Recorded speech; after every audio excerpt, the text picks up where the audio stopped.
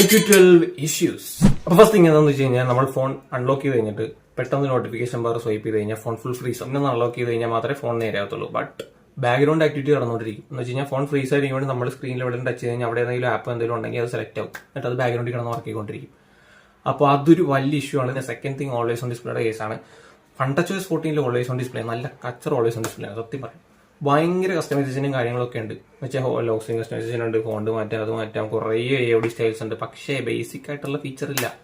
എന്ന് വെച്ച് കഴിഞ്ഞാൽ നമുക്ക് ഓൾവേസ് ഓൺ ഡിസ്പ്ലേയിൽ ആകെ 4 ആപ്പിന്റെ നോട്ടിഫിക്കേഷൻ മാത്രമേ കാണാൻ പറ്റത്തുള്ളൂ. അത് അവർ തന്നിരിക്കുന്ന 4 ആപ്പ്, അതിലേതെങ്കിലും നാളെ സെലക്ട് ചെയ്യുന്നത് മാത്രമേ കാണാൻ പറ്റത്തുള്ളൂ. ബാക്കി എന്തിൻ്റെയും ആപ്പിന്റെ നോട്ടിഫിക്കേഷൻ വന്നു കഴിഞ്ഞാൽ അത് സൗണ്ട് മാത്രമേ കേൾക്കത്തുള്ളൂ, അതിന്റെ ഐക്കൺ കാണിക്കത്തില്ല. ഫോൺ നമ്മൾ അൺലോക്ക് ചെയ്താൽ അല്ലെങ്കിൽ ലോക്ക് സ്ക്രീനിൽ വന്നു കഴിഞ്ഞാൽ മാത്രമേ അത് കാണിക്കത്തുള്ളൂ. അപ്പോൾ ഇത് രണ്ട് സംഭവം ഇത്ര നാൾ യൂസ് ചെയ്തിട്ട് എനിക്ക് തോന്നിയൊരു സംഭവമാണ്. എന്തെങ്കിലും ഡൗട്ട്സ് ഉണ്ടെങ്കിൽ കമന്റ്സിൽ ചോദിക്കുക. അപ്പോൾ ഇതുപോലത്തെ വീഡിയോസിനായി ചാനൽ സബ്സ്ക്രൈബ് ചെയ്യൂ. ബൈ.